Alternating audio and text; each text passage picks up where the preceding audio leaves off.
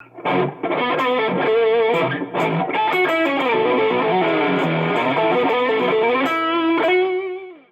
is the Canadian Tactical Officers Association Copcast. I'm your host, Jim Bremner. And today we're fortunate to have Craig Bromell on the program. He's the former president, well-known president of the Toronto Police Association. And he still works actively with police associations. He's still involved in the background with policing. And welcome to the show, Craig. Jim, it's an honor to join you. Yes, we're old friends, and Craig helped myself and my teams through some difficult times. And I have to say that, I'll let you answer the question. What's the difference between your tenure as TPA president and what we're seeing, or in fact not seeing today? Well, as you know, Jim, you know firsthand, we were very much more aggressive in being proactive in protecting the police officers. We brought in a slogan: "We protect those who protect others."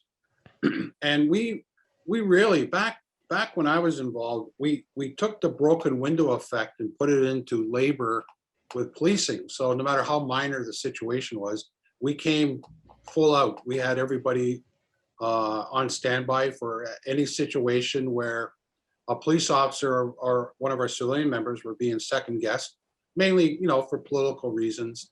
That was going on back then, just like it is today. But we were very aggressive. We're upfront in protecting you and other officers who were just doing their jobs the way they had been trained. And we took it.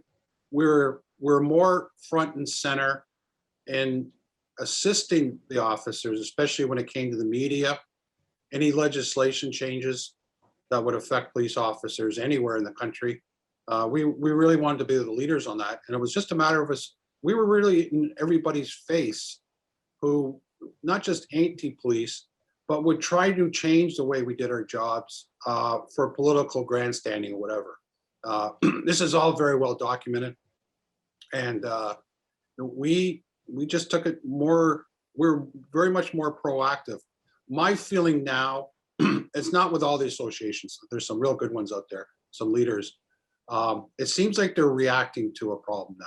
They're reacting to a situation where we would always have in place plans and a template if, pardon the expression, when the shit hit the fan.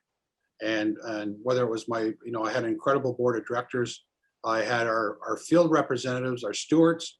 I demanded they had the same vision we did up at my board and myself. And it really worked. And my concern now is there's not enough proacting approach from some of the associations when it comes to protecting police officers and the civilian members. Yeah. What kind of feedback did you get from the members at that time? Was it favorable?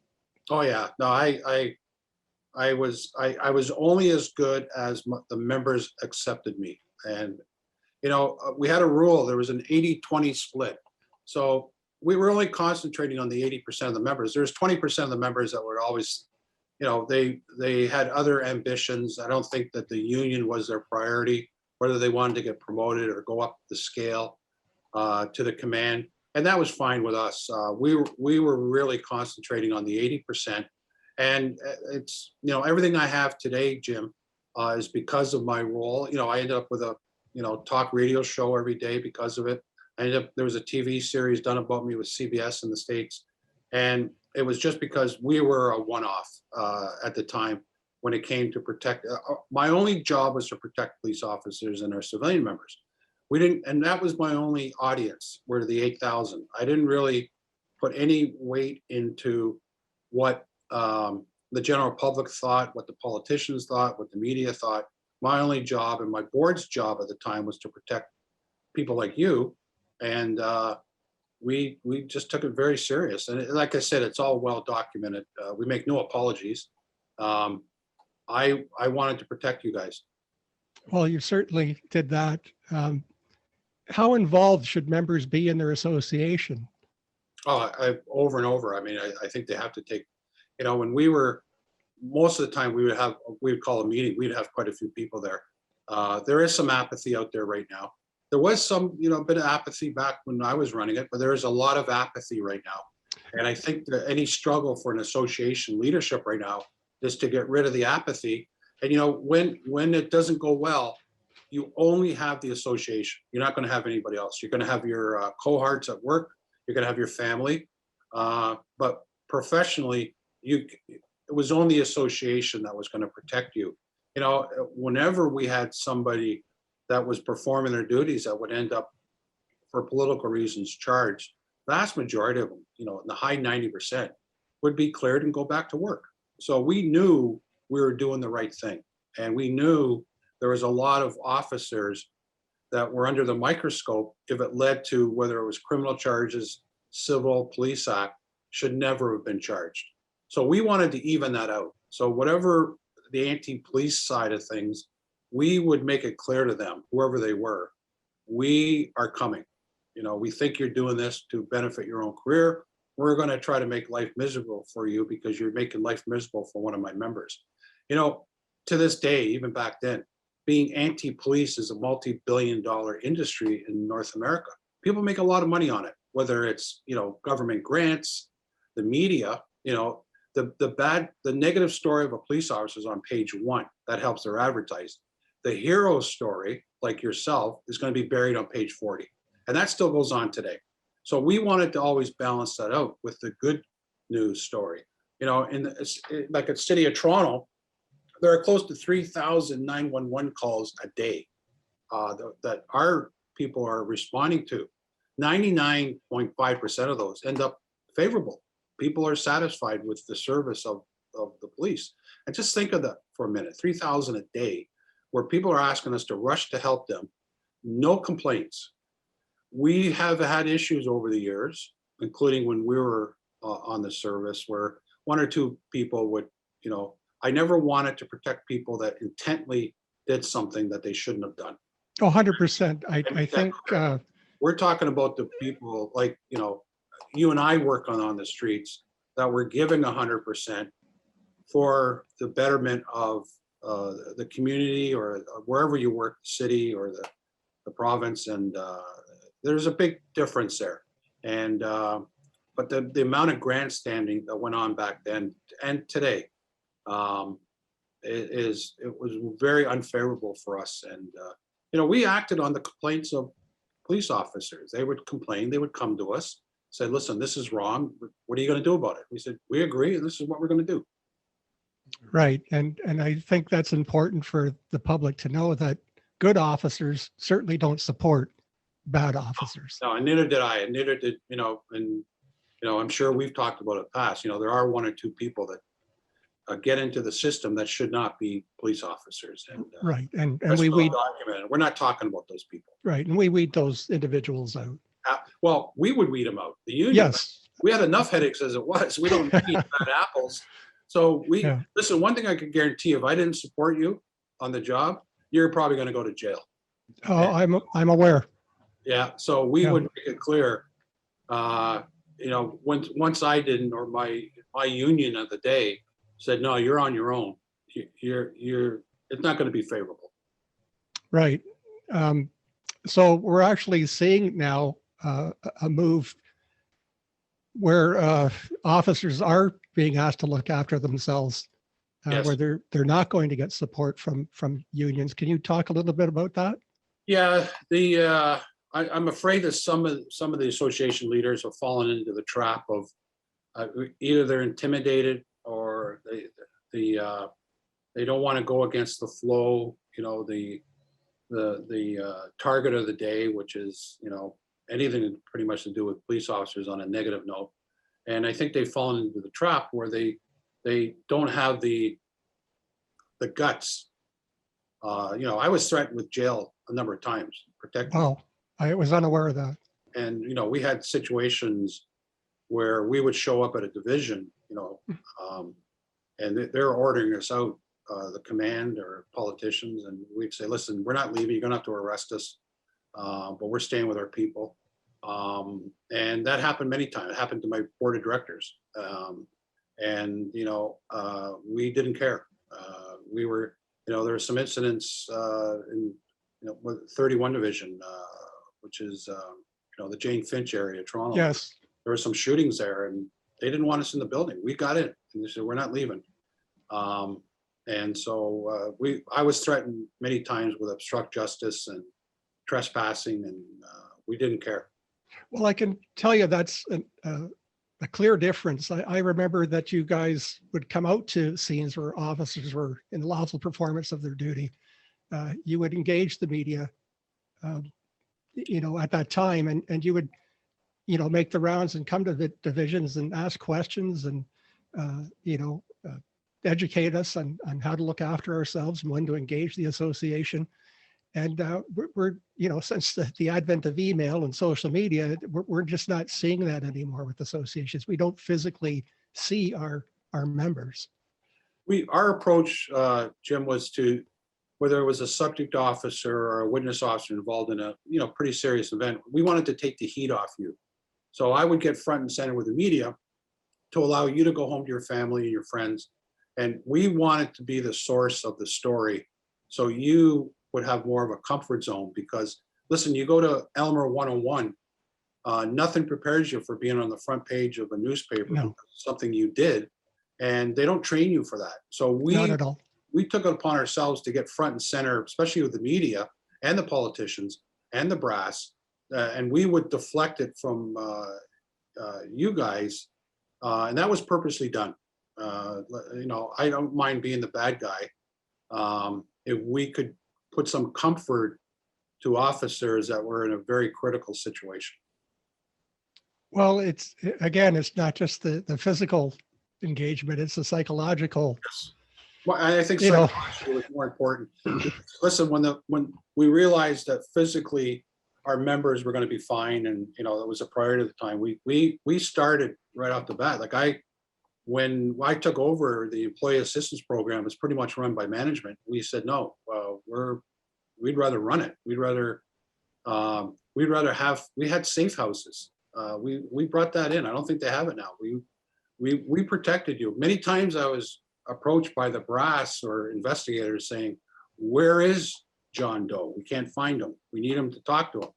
And Right. we wouldn't tell them. We said, that happened many times. We had safe houses for officers so they can get their thoughts together. We protected them, and it led to everything else I have. There's been university theses written about me. There's been documentaries written about me, a TV show, and it was just, we went above and beyond. And Well, you certainly did, and you certainly have put the work in, and you continue to do that. Let me ask you, you hear a lot about, defunding police and such. We're seeing a growth in all over across Canada, North America, in something called Special Constables. Yeah. Is that eroding the fully sworn officers? Our approach to that, there are some good special constables out there right now. Back in our day, we had something, the auxiliary police. Yes. And we said, no, if you hire one auxiliary police officer on, you have to hire 2 sworn officers. And so we said, listen, there's a place for it, because you and I, we were street coppers. We didn't want to do certain jobs. We'd rather be out there catching the bad guy. So if there's a position for, whether it's a special constable or to take the non-emergency situations, but it hasn't depleted the staffing level of sworn. In fact, we would demand it would increase the staffing. Right. Level. I was fine with it. Today, and it is a starting point for the special constable side of things is a starting point for people that want to become a sworn officer, and it was a way of us weeding out the right ones. So there is a approach to this. I know many special constables that should be sworn officers. There's no doubt. 100%. And whether it's part of, the special constables was brought in before the defunding talk.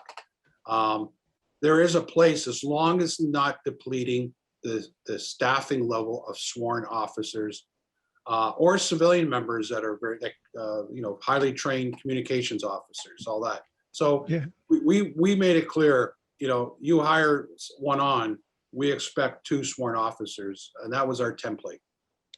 Yeah, you know me very well. My concern is for their safety because Yeah. a non-emergency can turn into an emergency in the blink of an eye. Again, not unlike we saw, you know, not a week ago with losing one of our Toronto police officers tragically. Yes.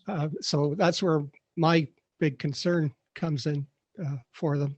Yeah, it is. And the situation in 52 Division with Jeff is a reminder.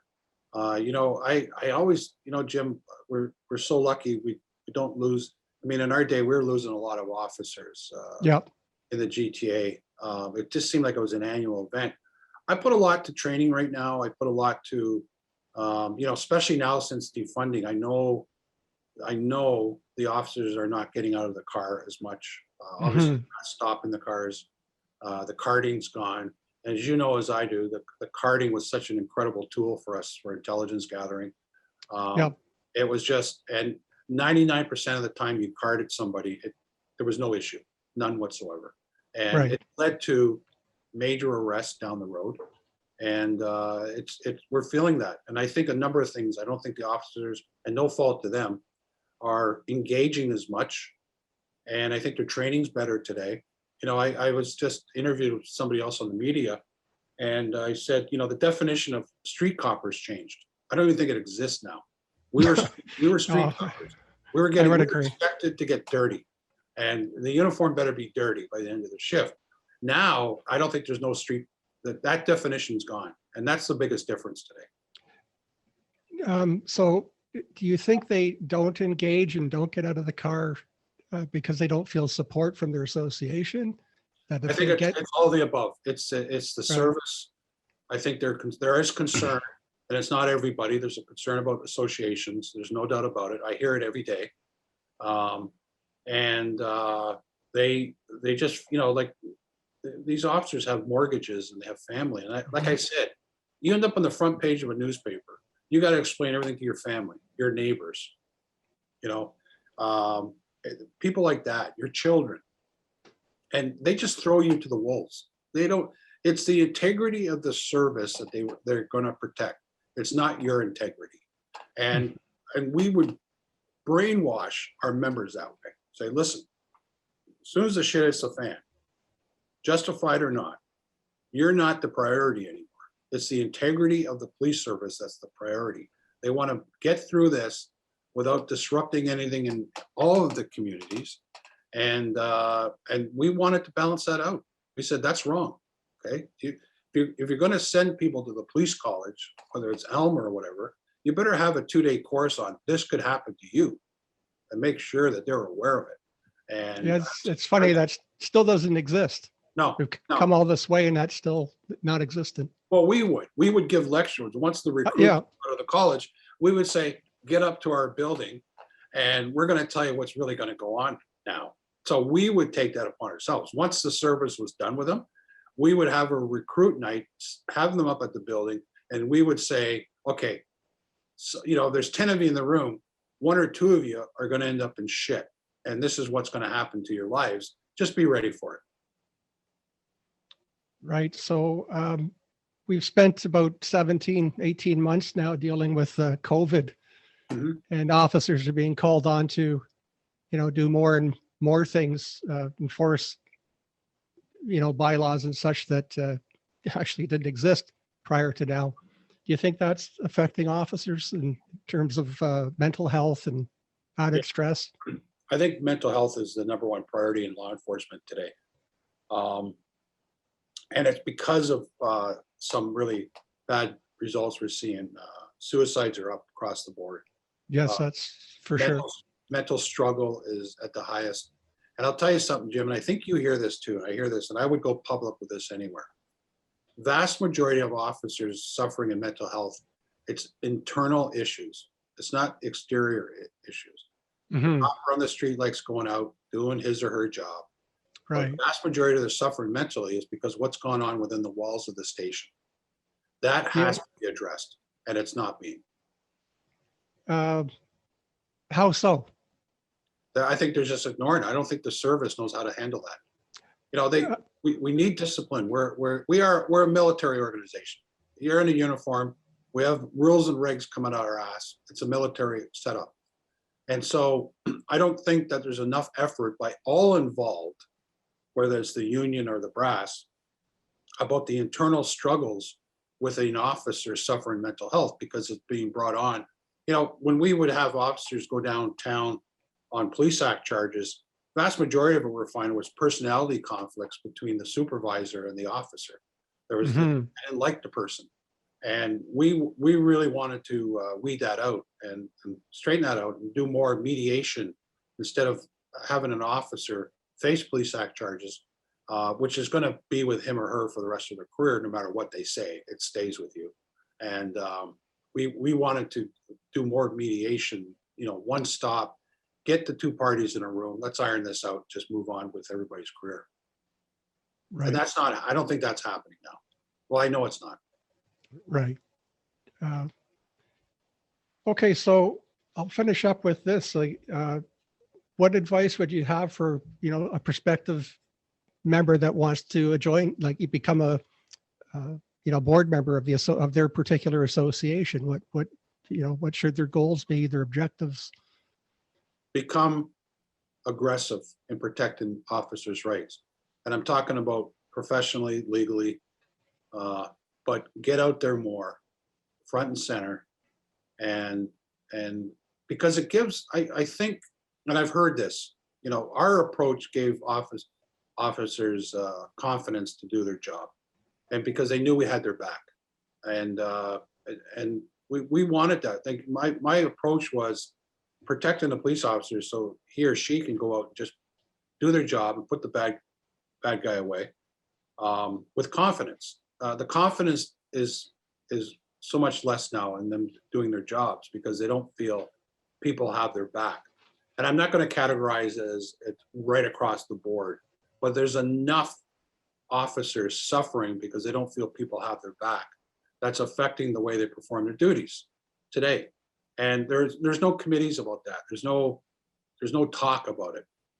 Again, forget the integrity of the service. It's the integrity of the officer and how they're suffering once they're looked at in a negative way, or just going out and doing their job. I mean, you don't have to get in trouble to have your mental health being affected by doing. Oh no, I mean, it's again, you know, when I look at the media a day-to-day basis, I actually worry about young officers because there's such a projection of blame.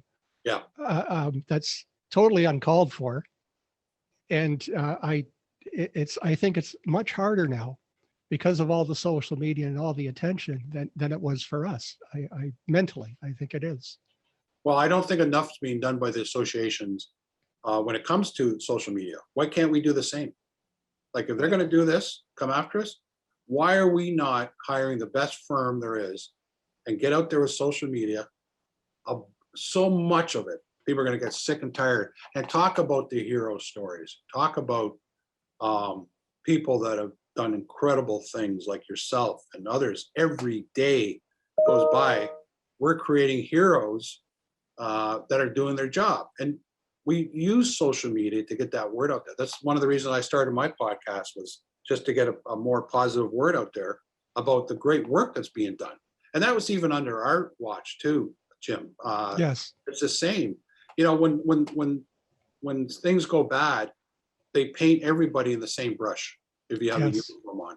And that's wrong. And I would be tackling that. If I was going to go up to the association or a union, police union for the first time, I would be tackling and say, you got to stop painting everybody under the same brush. We're vast majority of us, a high 90% are doing our jobs to the satisfaction of all communities. That has to be talked about so much more now than what it has been. And that's the leadership of the association, because I don't think anybody else is going to do it. Right. And to be clear, that's across the board, associations everywhere. Yeah. Yeah. I listen, it would, if me and my board, myself and my board were running it now, it'd be a lot different right now. There would be more satisfaction, I guarantee. And I'm going back to this 80-20 split. There was always 20% that didn't want anything to do with the union until they got in trouble, right? Until they got in trouble.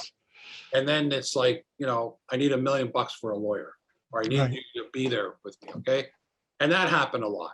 That did happen. Right. Right. So the 80% we concentrated on, we try to simplify it. And that's just the way we work. And I think it's missing now. I think there's opportunity here I mean, after the defunding the police, what we're going through now in North America, there's some incredible leaders down in the States Mhm. that are just coming out, like incredible leadership when it comes to protecting their people. And I think some of our people up here have to go on courses down there and listen. Okay. So, We can travel. yeah. So on that note, I know you have a website. Do you have any courses, or do you do any No, outreach? I get calls every day. I help out. I have my podcast, Cop Father, and I'm with the media's calling me all the time. I just did an interview today. We lost an officer who died, a retired officer in 51, Bruce Ward. Oh, yes, I saw that. Yeah. Yeah, so and I was partners with Bruce. So I just, Yeah, he was a so I great get, guy. yeah, Great like, guy. unbelievable. So I'm listening a lot. And my style would intimidate some of the police leaders also in the association. There's no doubt. Whether it was lack of confidence. Again, there's some great ones out there. The people in Ottawa have a great leader in Matt Scoff right now. Okay, that's good to The know. region have a great leader. There's some real good ones out there, but more of the associations should watch what these people are doing. And when it comes to performing your duties as a police labor leader. Yes. Okay, well, thank you very much. Do you want to do any plugs for yourself where we can reach you, where people can get a hold of you? My email is cgbromell, BROMELL @gmail.com. That's the one I use for business. And just the Cop Fodder comes out every Monday. It's gone well. Nice. I started as a hobby. It's become more of a, as you know, to run one of these things. I wasn't planning on that. I was offered a radio show last Christmas to go back at it. And I was too busy because I have other companies I have right now outside of law enforcement. So somebody Sure. said, why don't you try a podcast like yourself? And I think it's great what you're doing, Jim. Just a plug for you. You're a legend in my words. I mean, you're an incredible person. And I'm so happy you're doing this. Well, thank you so much, my friend, and hopefully we can be in touch a little more often. You got my, you know how to get a hold of me. And if you ever need anything, you just call. Thank you so much. Bye-bye. All the best. Thanks, guys. Thank you, sir. Okay.